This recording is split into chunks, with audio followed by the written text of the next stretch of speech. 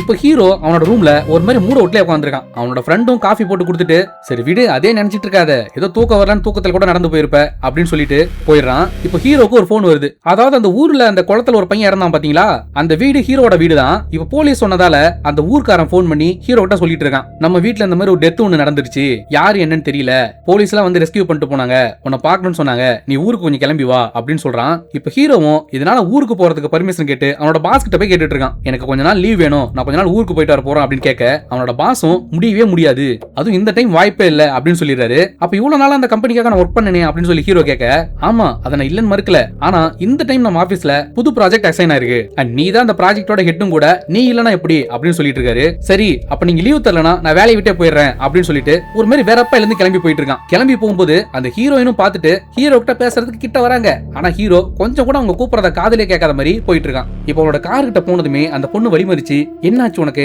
ஏன் அப்படி ஒரு மாதிரி வித்தியாசமா நடந்துட்டு இருக்க அப்படின்னு சொல்லி கேட்க, என்னாச்சுன்னு உனக்கு தெரியாதா, எல்லா பிரச்சனைக்கும் நீ தான் காரணம் அப்படின்னு ஹீரோயினை சொல்றான். ஹீரோயினும், நான் என்னடா தப்பு பண்ணேன், நீ அந்த மீட்டிங்கை திடீர்னு பாதியிலே ஸ்கிப் பண்ணிட்டு போயிட்ட, அதனால உனக்கு எதுவும் பிரச்சனை வரக்கூடாது அந்த பிரசன்டேஷனை நான் கம்ப்ளீட் பண்ணேன் அப்படின்னு எவ்வளவு எக்ஸ்பிளைன் பண்றா. ஆனா ஹீரோ கொஞ்சம் கூட அதை காதலே வாங்காம, தயவு செஞ்சு எனக்கு போன் பண்ணாத, என் கூடயும் வராத அப்படின்னு சொல்லிட்டு கார் எடுத்துட்டு கிளம்பி போயிடுறான். இப்ப அந்த பொண்ணு அந்த இடத்துல ஒரு மாதிரி வெக்ஸ் ஆகி நின்னுட்டு இருக்கா.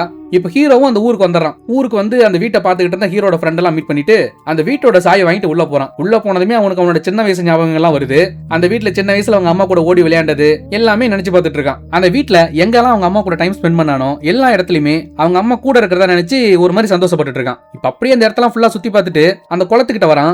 அந்த குளத்தை பார்த்ததுமே அவனுக்கு அதுல இறங்கி குளிக்கணும்னு ஆசை வந்துருது. இப்ப சட்டையெல்லாம் கழட்டிட்டு குளத்துல டைவ் அடிச்சு குளிச்சிட்டு இருக்கான். அப்படி முங்கி குளிச்சுட்டு இருக்கும்போது அவன் கைக்கு அந்த சிலை கிடைக்குது. அந்த சிலைய அப்படியே கையில எடுத்து பார்த்துட்டு இருக்கான். இப்ப எடுத்துட்டு வந்து ரூம்ல அவனோட டேபிள் மேல வச்சுட்டு ஏதோ டைரியில எழுதிட்டு இருக்கான். அப்படி எழுதிட்டு இருக்கும்போது ஜன்னலுக்கு வெளியே ஏதோ ஒரு மாதிரி சத்தம் கேக்குது. என்னடா அவனும் சுத்தி முத்தி பார்த்துட்டு இருக்கான். பார்த்தா அந்த வீட்டுக்கு வெளியில அந்த மோகினி பேயும் வந்துருது.